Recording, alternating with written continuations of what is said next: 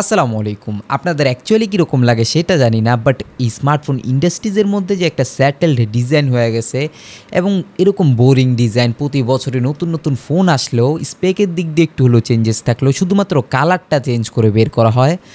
কিন্তু ডিজাইন ক্যাটাগরির মধ্যে আমরা কোনো নতুনত্বই দেখি না। প্রত্যেকটা ফোন দেখতে একই রকম। এইরকম ফিল হয় না যে নতুন একটা ফোন আসছে যেটা দেখতেই কিনা নতুন, এবং বাইরের থেকেই দেখতে ফিল হবে যে ওই ফোনটা ইউনিক এবং তার হাতে যে ফোনটা আছে ওটাই অ্যাকচুয়ালি লেটেস্ট একটা ফোন।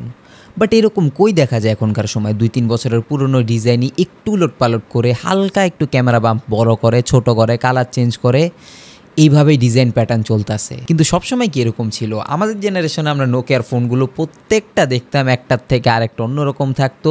শুধুমাত্র ডিজাইন ভালো লাগতো বলে অনেকে নতুন ফোনে আপগ্রেড হইতো। মানে না তার ওটার স্পেক ভালো লাগছে, না এরকম কোনো ফিচার্স আছে ওটার মধ্যে আলাদা, সেজন্য ফোনটা কিনতে হইব।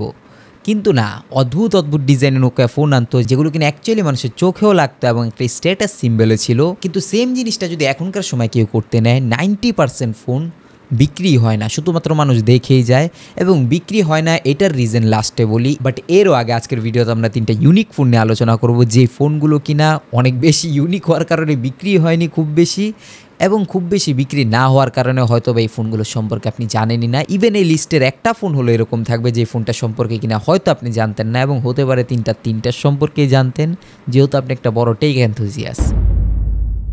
নাম্বার 1, শুরুতে আমরা শুরু করবো একটা কমার্শিয়ালি অ্যাভেলেবেল হওয়া এরকম ইউনিক ফোন নিয়ে, যেটা কিনা শুধুমাত্র একটা অদ্ভুত প্রাইজিংয়ের জন্য এই ধরনের একটা ইউনিক ফিচার্স নিয়ে আসার পরও মানুষজন কিনে নেয় কিংবা তাকায়ও নাই, কিন্তু অনেক আপুরা কিনছিল ওই সময়, সেই জিনিসটা একটু খেয়াল করছিলাম। সেটাই হলো গ্যালাক্সি A80 ফোনটা। গ্যালাক্সি A80 ফোনটা কোনো পপ আপ ক্যামেরা নিয়ে আসেনি। অনেকে হয়তোবা চিন্তা করতেছে যে এটা পপ আপ বলবো নাকি কি বলবো। না, এটা kind of pop up based dual মেকানিজমের ক্যামেরা, যেটা কিনা ফ্লিপ হয়ে যেত। মানে পিছনের ক্যামেরা পার্টটা উপরে উঠতো পপ আপ হয়ে, তারপর ওটা ফ্লিপ হয়ে মেইন যে প্রাইমারি ক্যামেরাটা ছিল পিছনের, সেটাকে আপনারা ইউজ করতে পারবেন ফ্রন্ট ক্যামেরা হিসাবে। কি দারুণ জিনিস না? অ্যাকচুয়ালি ভিডিও করার ক্ষেত্রে যারা কিনা ব্লগিং করে তাদের জন্য একটা মারাত্মক জিনিস ছিল এই জিনিসটা, এবং এই টেকনোলজিটা সামনে আগানোরও দরকার ছিল।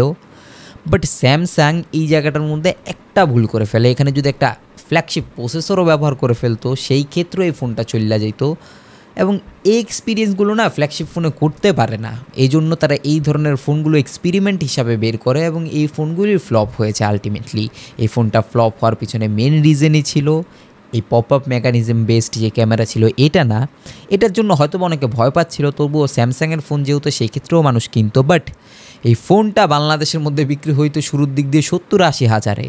এখন একটা মিড রেঞ্জের প্রসেসর দিয়ে আসা ফোন, যেখানে কিনা কলকম স্ন্যাপড্রাগনের 730 প্রসেসর ইউজ করা হয়েছিল, সেই ফোন যতই অদ্ভুত ফিচার্স নিয়ে আসুক না কেন, কেউ যদি রেকমেন্ডও করতে নিত তাকে জুতা দেওয়া বাইরেই মানুষ, এরকম একটা অবস্থা। সেই জন্য এরকম একটা মারাত্মক ইনোভেটিভ ফোন হওয়া সত্ত্বেও এই একটা ভুলের কারণে হয়তো এই ফোনটা বিক্রি হয়নি খুব বেশি একটা, এবং দামের বিষয়টা তো থাকছেই। যদি এটা 50-45 হাজার টাকা এই প্রাইস রেঞ্জের মধ্যে বাংলাদেশের মধ্যে অ্যাভেলেবেল পাওয়া যেত, সেই ক্ষেত্রেও হয়তো বা বিক্রি হওয়ার চান্সেস থাকতো। আপনাদের অ্যাকচুয়ালি কী মতামত এবং কতটাই বেশি অদ্ভুত লাগে এই টেকনোলজিটা, যে পিছনের ক্যামেরা একটু পপ আপ হয়ে ওটাই উল্টে যাবে? আর আমি ভাবতাছি বাংলাদেশের মধ্যে যদি এই ফোনটা বিক্রি হইতো বেশি পরিমাণ, সেই ক্ষেত্রে ক্যামেরাটা যে উপর নিচ হয়, সেটার যে মোটরটা আছে ওটার মধ্যে কী পরিমাণ বালু ঢুকতে, এবং কয়েকদিনের মধ্যে বালু ঢুকতে হয়তো বা জাম হয়ে যেত। অ্যান্ড সেকেন্ড পজিশনে আমাদের লিস্টের মধ্যে যে ফোনটা আছে, ওই ব্র্যান্ডটা এই ধরনের অদ্ভুত ফোন বানানোর নামে নাম্বার 1 ওস্তাদ বলা যায়, সেটাই হলো এলজি।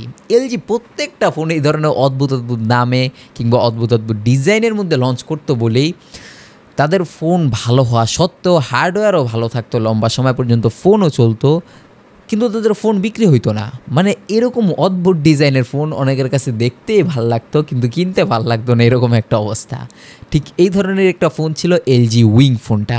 যদিও বা এই ডিজাইনটা আমার কাছে অনেক ভালো লাগছে এবং ইউনিক লাগে। রাস্তার মধ্যে যদি কেউ এইভাবে খুলতো ফোন, সবাই তাকায় থাকতো অ্যাকচুয়ালি জিনিসটা কি। না এটা ফোল্ড, না এটা ফ্লিপ, এটাই আরেকটা জিনিস, পাংখা লাগানো যেরকম উইং। যদিও বা এই জিনিসগুলোর ভিতরে বালু ঢুকে যাওয়ার খুব সম্ভাবনা ছিল আমাদের দেশের মধ্যে যদি বিক্রি হইতো খুব বেশি একটা, কিন্তু তারপরেও তো এটা একটা ইউনিক ফোন ছিল এবং ইনোভেটিভ ফোন ছিল, তারপরেও বিক্রি হয় নাই কেন? বিক্রি হয় না এটা এইরকম একটা টাইমিংয়ে লঞ্চ হয়েছিল, যে টাইমিংয়ে কিনা এইরকম সম্ভাবনা ছিল যে এলজি ব্র্যান্ডটা হাওয়া হয়ে যাব, এবং তারা এই জিনিসটা করছেও।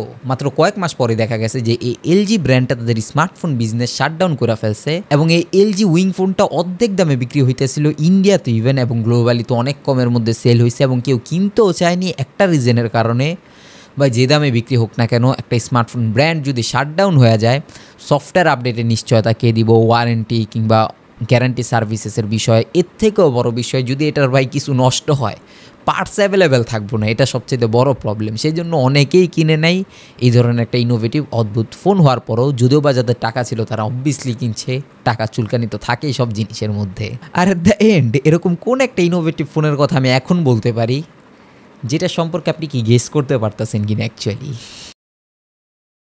গেস করার টাইম শেষ। অ্যাকচুয়ালি Xiaomi 12S Ultra, যেটা কিনা কমার্শিয়ালি অনেকে অ্যাভেলেবেল হয়, সেটার একটা কনসেপ্ট ফোন, মোস্ট ইনোভেটিভ একটা কনসেপ্ট ফোন লাগতেছে, যেটা কিনা যদি মার্কেটে অ্যাভেলেবেল হয় এবং মিড রেঞ্জ অ্যাকচুয়ালি টেকনোলজিটাই যদি অ্যাভেলেবেল হয়, সেই ক্ষেত্রেও স্মার্টফোন ক্যাটাগরির মধ্যে যে ফটোগ্রাফি কিংবা ভিডিওগ্রাফি আছে, বেসিক্যালি ভিডিওগ্রাফির মধ্যে একটা বড় মাপের লিপ নেওয়া হবে।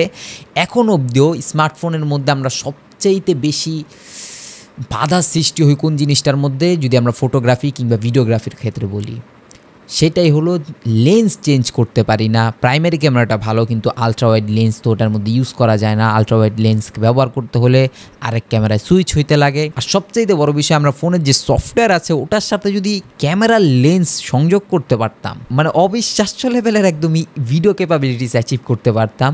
বাট এই জিনিসটা হচ্ছে না শুধুমাত্র একটা জিনিসের কারণে, সেটা হলো ফোনের ছোট সাইজের সেন্সর। অ্যান্ড এটার থেকেও বড় প্রবলেম হচ্ছে ফিক্সড একটা ছোট সাইজের লেন্স হওয়ার কারণে। আর Xiaomi 12S Ultra এই ধরনের জিনিসকেই সমাধান করতেছিল তাদের ফোনের মধ্যে ইন্টারচেঞ্জেবল লেন্স দিয়ে। মানে ওই ফোনের মধ্যে একটাই ক্যামেরা সেন্সর থাকবে, যে ক্যামেরা সেন্সরটা কিনা 1 ইঞ্চিরও বড় থাকবে। ধরেন যে DSLR ক্যামেরা সেন্সর বসায় দিছে, যেটার মধ্যে মিররলেস ক্যামেরার মতোই আপনি লেন্স চেঞ্জ করতে পারবেন। যদিও এটা কনসেপ্ট ফোন এবং এটা একটা ফার্স্ট জেনারেশনের কনসেপ্ট হওয়ার কারণে এটার দাম কিংবা এটার মেনটেনেন্স কিংবা লেন্সের খরচও অনেক বেশি। বাট এই জিনিসটা যদি অ্যাকচুয়ালি আগামী 4-5 বছরের মধ্যে কমার্শিয়ালি অ্যাভেলেবেল হয়ে যায় মানুষের হাতে হাতে, একবার চিন্তা করে দেখুন যে ক্যামেরাই থাকবে না, একটা স্মার্টফোনের ইমেজ প্রসেসিং কিংবা সফটওয়্যারের ক্যাপাবিলিটিস, এই জিনিসগুলো যদি একটা প্রপার ক্যামেরা লেন্স সহ যদি ইউজ করা যেত, সেই ক্ষেত্রে কী পরিমাণ আউটস্ট্যান্ডিং পারফরমেন্স পাওয়া যেত একটা স্মার্টফোনের ক্যামেরার থেকে। আমি জাস্ট ওইটাই চিন্তা করি। এবং আপকামিং সময় হয়তো এই মিররলেস কিংবা ফুল ফ্রেম ক্যামেরাগুলো রিপ্লেসড হয়ে যাবে এই স্মার্টফোন ক্যামেরার সামনে। কেননা স্মার্টফোনের ক্যামেরা সফটওয়্যার কিংবা ইমেজ প্রসেসিং অনেক দূর আগায় গেছে, যেটা কিনা ক্যামেরা আলটিমেটলি প্রোভাইড করতে পারবে না, কিংবা ক্যামেরা নিয়ে সবসময় ঘোরারও বিষয় থাকে না। ফোন নিয়ে মানুষ অলওয়েজ ঘুরে।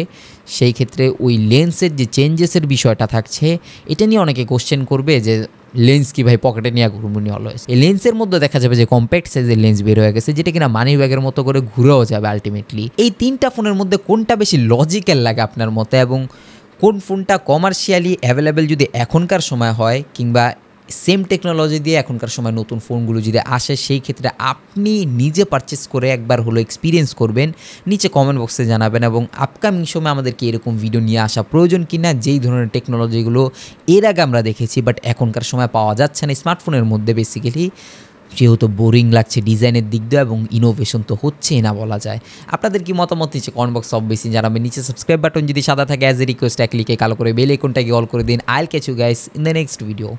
আল্লাহ হাফেজ।